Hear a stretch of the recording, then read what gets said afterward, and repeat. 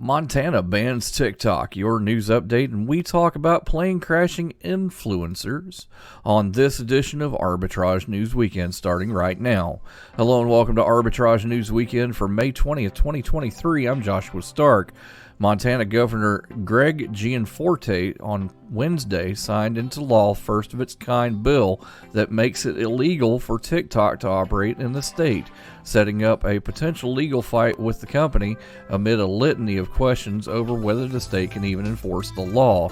The new rules in Montana will have more far-reaching effects than TikTok bans already in place on government-issued devices in nearly half the states and the U.S. federal government. There are 200,000 TikTok users in Montana, as well as 6,000 businesses that use the video sharing platform, according to company spokesperson Jamal Brown. A top debt ceiling negotiator for House Speaker Kevin McCarthy said Friday it's time to press pause on talks as negotiations with the White House came to an abrupt standstill at the Capitol. Representative Garrett Graves from Louisiana, tapped by McCarthy to lead the talks, emerged from an hour-long session and said gaps remain between House Republicans and the Democratic administration. It's time to press pause just because it's not productive, Graves told reporters. Graves said the negotiations are just unreasonable and that it was unclear when talks would resume. President Joe Biden's administration is racing to strike a deal with Republicans led by McCarthy as the nation careens toward a potentially catastrophic debt default if the government fails to increase the borrowing limit to keep paying the nation's bills. More than 33 million people in the United States are driving vehicles that contain a potentially deadly threat, airbag inflators that in rare cases can explode in a collision and spew shrapnel. We talked about this on one of our 3 things you need to know, available on YouTube, TikTok, and other platforms. Because of a dispute between federal safety regulators and ARC, airbag parts manufacturer, they're not likely to find out anytime soon. The National Highway Traffic Safety Administration is demanding that the manufacturer, ARC Automotive of Knoxville, Tennessee, recall 67 million inflators that could explode with such force as to blow apart a metal canister and expel shrapnel. But ARC is refusing to do so, setting up a possible court fight with the agency.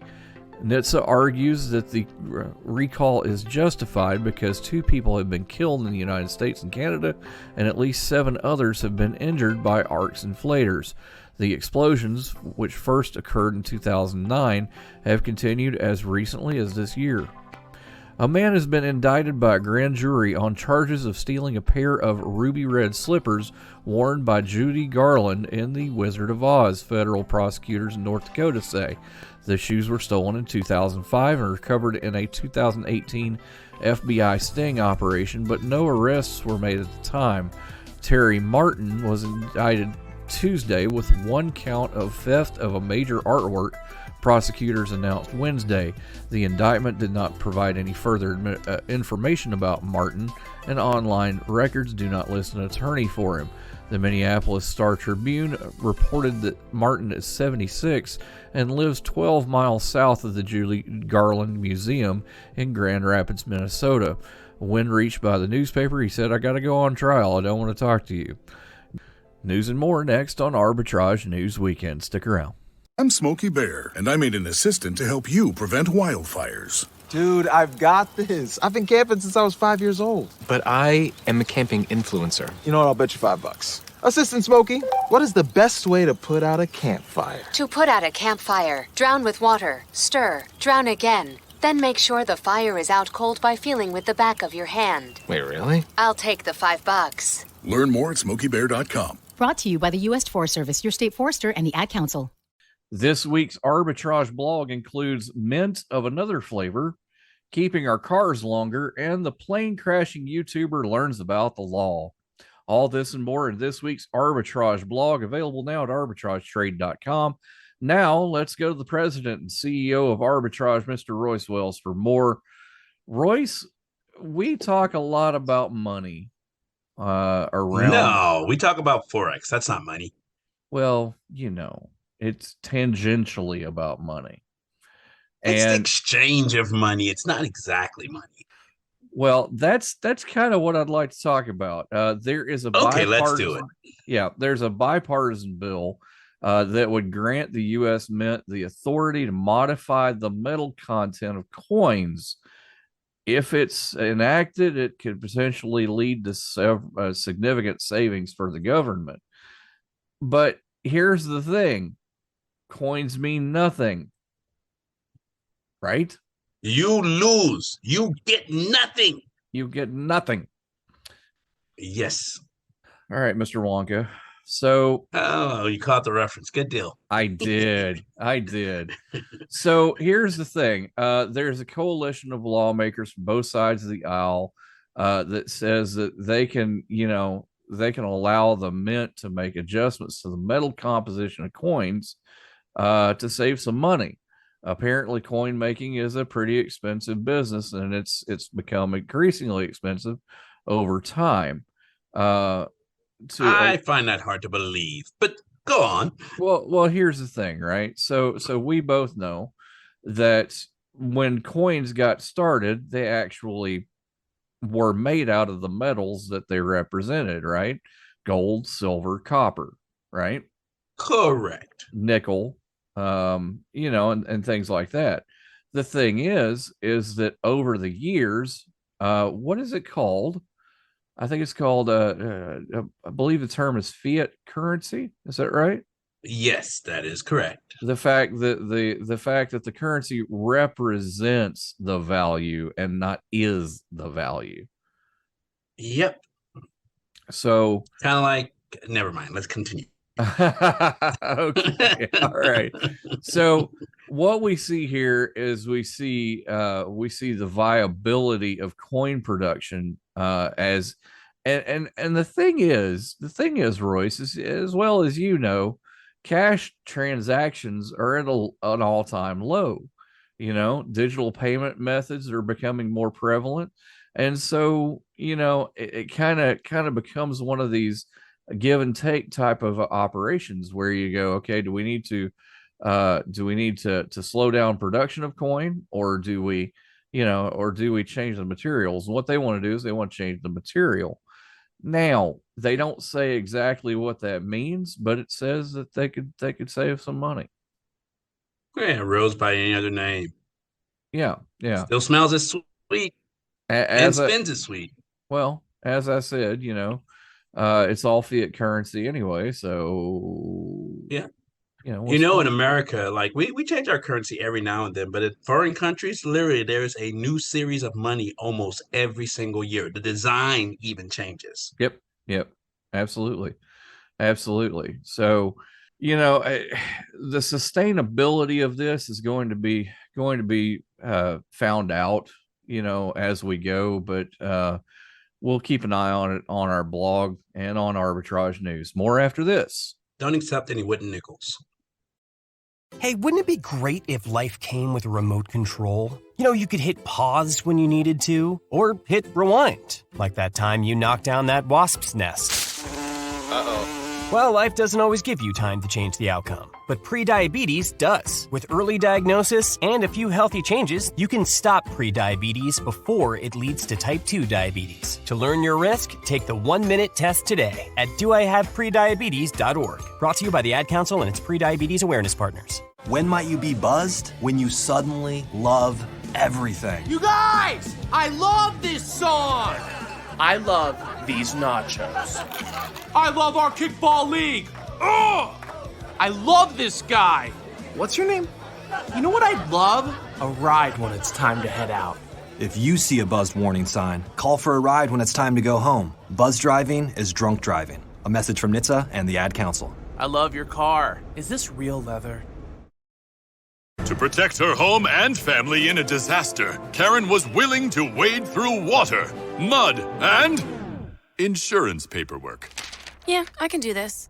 You go, Karen! By simply understanding and updating what her insurance covers and doesn't cover now, she'll be better prepared no matter when disaster strikes. Learn other simple ways to protect your home and family before a natural disaster at ready.gov. That's ready.gov. A message from FEMA and the Ad Council.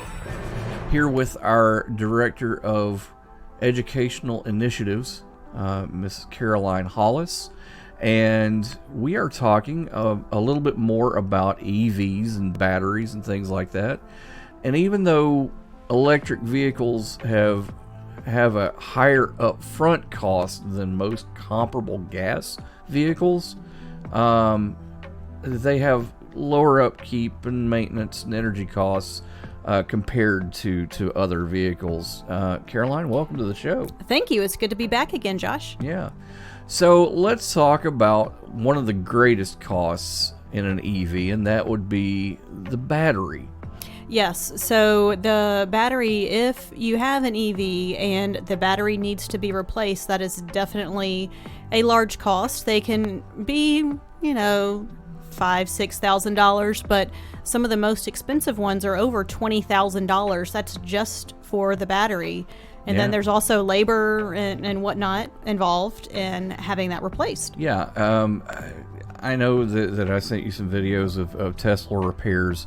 In order for you to replace the Tesla battery, you pretty much have to take the entire undercarriage of the vehicle down and then, do the work.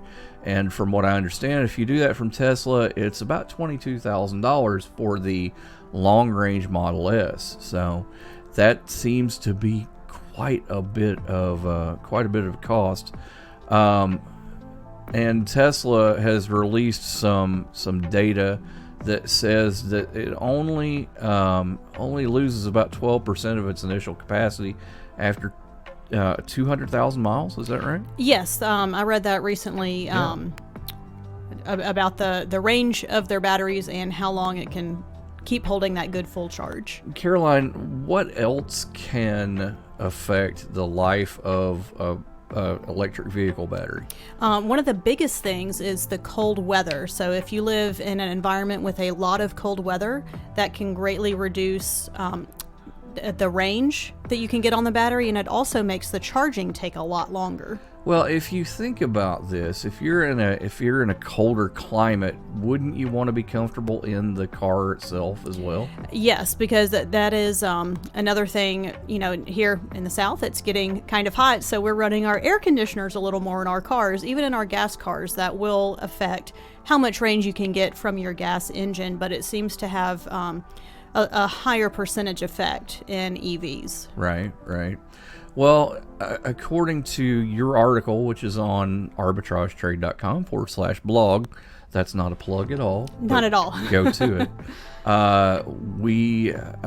There are factors that are involved in that. Of course, I read that Norway hosts an event every year for a winter range test. Isn't that a great place to do it, though? Cool? I mean, if you're going to do a winter range test, might as well go to Norway. Yeah. And I believe, if I'm remembering the number correctly, and feel free to correct me if I'm wrong, I think they had 29 different cars there this last year. That's correct. Congratulations. Thank you. And not only did the Tesla Model S win, but also set a new range record. So congratulations to them. There are a lot of concerns about production of EV batteries and things like that, and disposal of EV batteries. And there are plenty of manufacturers that are trying to improve safety and things like that. More on our blog, like I said. More next week. There we go. Thanks for joining us, Caroline. Thank you, Josh. Sometimes I just cannot believe all the storms we've gone through here. I can only hope that we'll be able to leave this house to you one day, baby. You're our legacy. Planning for these disasters will make sure we're safe, and is the best way to protect that legacy. You know what? We should make an emergency communication plan. That way we're ready this year. At my dorm, we have emergency kits for earthquakes and wildfires, but I'm sure there's something more local I can send you with a link. Okay, smart.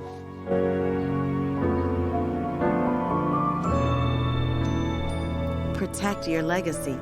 Visit ready.gov/plan for the tools and tips you need to start your emergency preparedness plan today. Brought to you by FEMA and the Ad Council.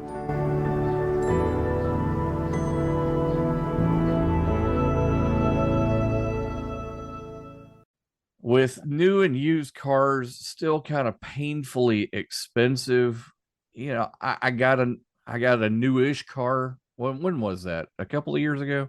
I got the yeah. About 2 years, I think. Has it been 2 years? I think it's been 2 years. Yeah. Yeah. So I got a new. Have you got a fast car? I got a fast car. Yep. Yeah. There we go. I will deny that with vehemence. Anyway, it was a new to me car, right? It's not necessarily, and now that car is going to reach its 9th birthday this year. Oh, very nice. Yeah. Royce, you have a what, 2014 car? 17. 17. Okay. But it's still about 6 years old, right? Yeah, it's about 6 years old. Yeah. Are you planning on keeping it? I mean, as the song goes, it's cheaper to keep her. There we go. So the thing is, the car. Well, actually, everything. Never mind. Scratch this completely from the record. Yeah. Sorry, we're not doing edits on these. It's a special. Oh no. Yeah. All right. So flowers, chocolate, and we'll be sending this to your supervisor. Oh no. Momentarily. Yeah. Dagnabbit. There goes. We just got those cars paid off too. Cars, Royce. Cars. Cars. Yes. So taking a look at the car market right now and taking a look at the way car payments are being made and things like that, Americans are keeping their cars longer than ever. The average age of a passenger vehicle on the road hit a record 12.5 years old this year, according to S&P Global Mobility. That makes it almost halfway a classic. It's halfway there. That's true. I didn't think about that. Yeah, it's 25 years. 25 years. 25 years, and you can get the nifty little license plate and all that. Yeah. Yep, but then you're limited to only driving at about 4,000 miles a year. So yeah, that's part of the not good on that. Because then you're just living on a prayer. Bon Jovi. So hey, you're welcome. Yeah. So there's a few things going on here. We want to touch on that just a little bit. Okay. The pandemic was a problem. 2020 supply and demand triggered a global shortage of automotive computer chips in particular Taiwan. Yep. In particular, not necessarily a country, but this slowed down global assembly lines, making new vehicles scarce. And since the pandemic struck, the average new vehicle has rocketed 24% to nearly $48,000. $48,000. Ouch. That's inflation seen in full swing. Yes. And the national average monthly auto loan payment, I know you got it in front of you, but can you believe it? $729. There is no way on God's green earth I would ever pay that for a car per month. Right. More after this on Arbitrage News.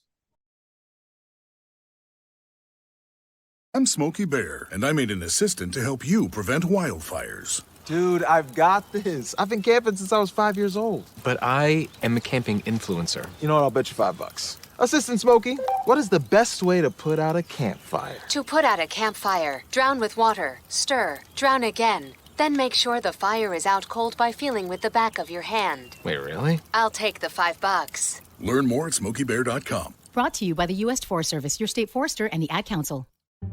Why was the basketball court all wet? Because the players kept dribbling on it. The dad joke. Corny, grown-worthy, but also one of the simplest ways to share a moment with your kids. What did the buffalo say when he dropped his son off for school? Bye, son. So take a moment to make your kid laugh, because dad jokes rule. Make your kid laugh today. Go to fatherhood.gov. Brought to you by the U.S. Department of Health and Human Services and the Ad Council. The European Union has opened the Microsoft Activision Blizzard deal to its shores. Unfortunately, it doesn't look like we've got much movement on the British and the U.S. sides, David Grantham. Yeah, so Brexit is the thing when it comes to economics and for gaming. So I guess Britain wanted to, I guess they want more money, or they just want more oversight. Whatever it is, I think that they're just worried about what the U.S. regulators are worried about, is that Microsoft will corner a market, make it anti-competitive. I don't know why the EU is different on this one.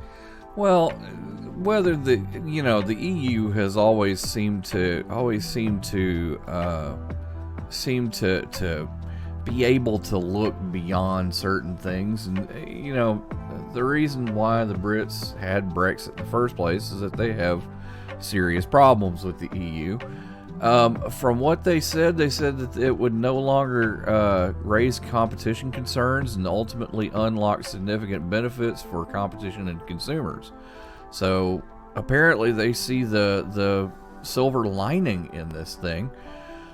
But here's the thing, like I said, I mean, we've had this deal rolling around for what, about a year now? Yeah, it's been in the works for a year, and it's gone through a lot of regulatory hurdles. Yeah. And, I think the real undertone for this, especially in the United States, I can't say anything for Britain, but, it's like, hey, Microsoft, fool me once, shame on us. Fool me twice, shame on, shame on me, actually. I think it's backwards. But, it's... I don't think the U.S. regulators, especially in the current administration, are very pro-corporate. And Microsoft's definitely not on the Biden's friend list. Well, we can definitely say that. So, yeah, absolutely. Another group that they're definitely not on the friend list for is Sony. And we have talked about this off the air. Sony could shut all this stuff down simply by buying Take-Two or 2K and get all those games and saying, hey, look, Microsoft, at what we did.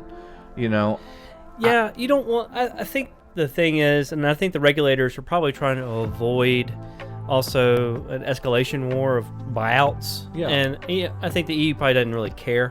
Yeah. But at least the US is like, hey, we don't want super consolidation of gaming industry. Yeah, it's interesting though, because as gamers, we kind of stand nothing but benefiting for this. I mean, I've got all three consoles. I don't know about you and your kids.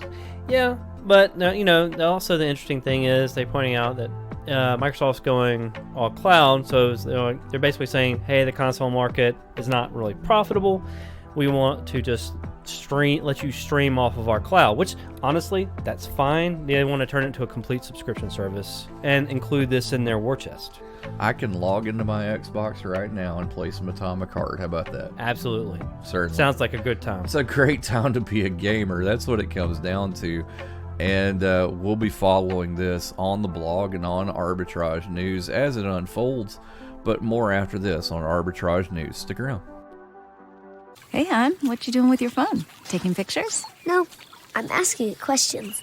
Like what? Hey, Bobo, do flowers have best friends? I'm sorry. I'm afraid I don't know that. Hey, follow me. I want to show you something. Look, flowers do have best friends. Whoa.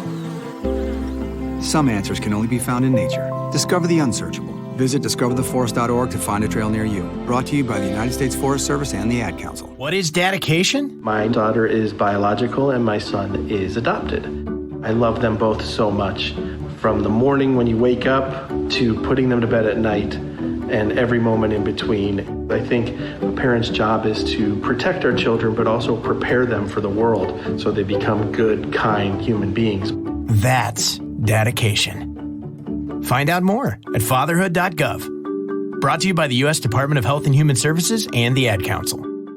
We have talked about before the story of Trevor Jacob, a former Olympic snowboarder who took his plane into California and staged a crash specifically for a YouTube video. As a matter of fact, it's still available online, and it is more and more hilarious. Well, it's more and more hilarious to me every time I see it, because it's just like, are you kidding me? Watch out for that tree. Right. I personally, I run our social media, and I kind of understand it a little bit further than most, but there has been a weird shift in over the last few years of staged things. I remember someone getting shot because they were staging a prank for a YouTube video. We have this incident of Trevor Jacob, who decided to take his plane into one of the national parks in California, and was fully kitted out. Remember, he had cameras everywhere, and even jumped out of the plane with a full skydiving suit and a selfie stick. Nice. It's amazing. This reminds me of a SpaceX launch. Oh, never mind. Continue. Oh, careful. Careful there, buddy. So I said nothing. You said nothing. Free publicity. Oh, right. I said nothing. Oh. Right. Continue. Okay.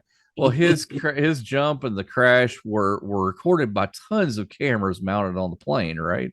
And the camera that he was carrying. So he hiked to the crash site. He recovered the video from the onboard cameras. It's just amazing. About a minute and a half into the video, a plane slows to a stop, and he starts cursing. By the 2-minute mark, he jumps out of the plane. The cameras